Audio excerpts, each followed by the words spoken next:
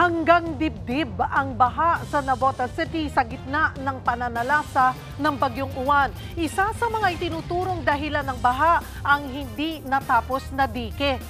At live mula sa Navotas City, nasa frontline ng balitang yan, si Carrie Cator. Carrie, hindi pa rin ba humuhupa ang baha dyan?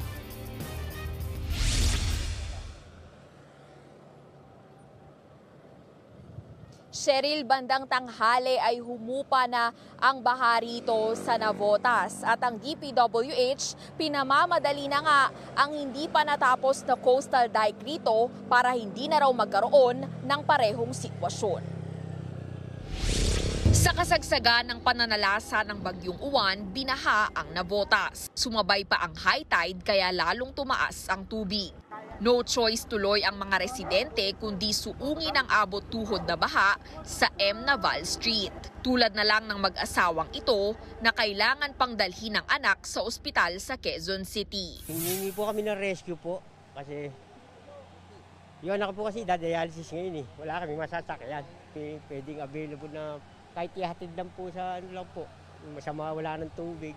Lampas tuhod pa rin ang baha rito sa kahabaan ng M. Naval Street sa Navotas. Kagabing araw ay umabot pa ito ng hanggang bewang at hanggang ngayon hindi pa rin pinapayagan dumaan ang mga maliliit na sasakyan. May mga sumubok ding tanggalin ang bara sa kalsada para mahigop ang baha. Problema pa raw ng Navotas CDRRMO kung paano lilinisin ang mga nagsilutang na basura. After ho nang mawala yung baha, ay paano ho natin lilinisin yung mga kumalat na basura. Dahil ho meron tayong mga pumping station, dapat ho mabilis. Medyo mabagal yung pagbaba ng ating tide.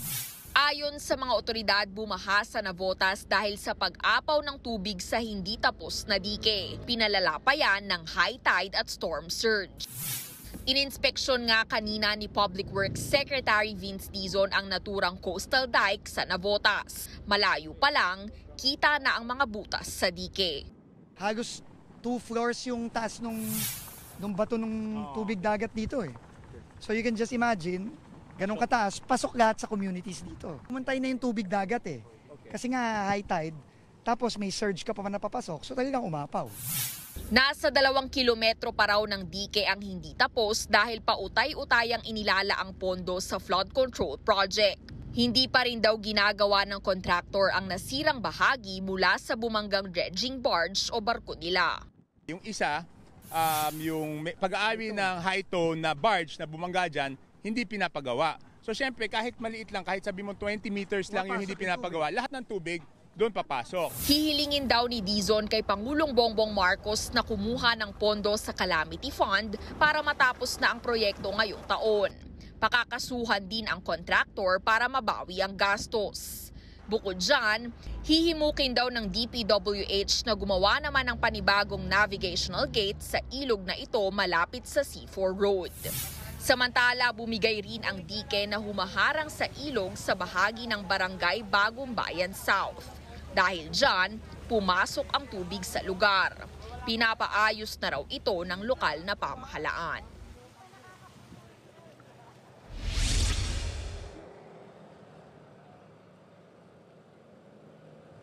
Cheryl, inabot din daw ng 8,000 katao ang mga evacuee rito sa Navotas dahil nga sa mataas na pagbaha. Sa ngayon ay nagsimula na namang umulan, bagamat maghapon ay medyo kumalma na ang sitwasyon at ngayon lang ulit nagkaroon ng ganitong pag-ulan. Yan muna ang latest dito sa Navotas. Balik sa iyo, Cheryl.